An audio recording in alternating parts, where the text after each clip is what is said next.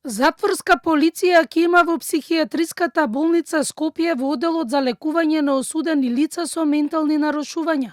Полицијата ќе почне со работа и ќе има нови вработувања откако ќе се донесат новите измени во Законот за извршување санкции.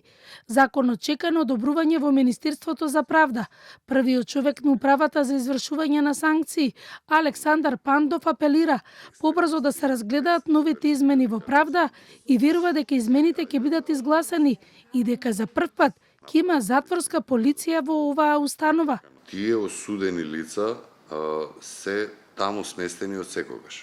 Кога ќе стапи во сила тој нов закон, ние ќе обезбедиме затворска полиција за да ги чуваат тие. И јас се согласувам дека тоа е максимално небезбедно, така како таа била пракса години назад, да необезбедени и нечувани се тие пациенти, односно осудени лица.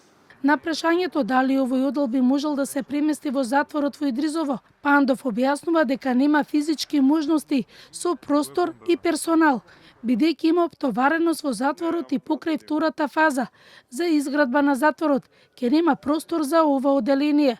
За Пандов најдобро решение за намалување на затворениците се електронските алки за дел од затворениците во Идризово, со што би се регулирало нивното издржување на казната.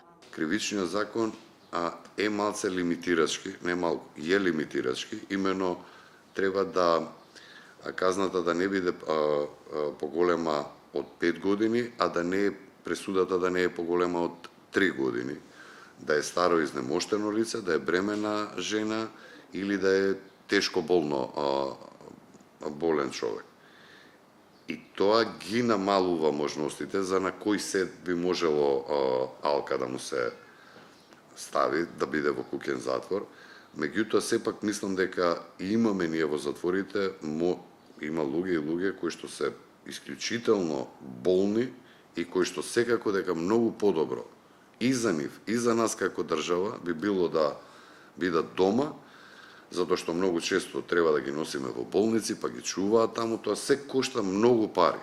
Од психијатриската болница Скопје по серијалот Прилози на Канал 5 за проблемот со сместувањето на психијатриските случаи во судското одделение апелираа за присуство на затворска полиција и нови вработувања на медицински персонал.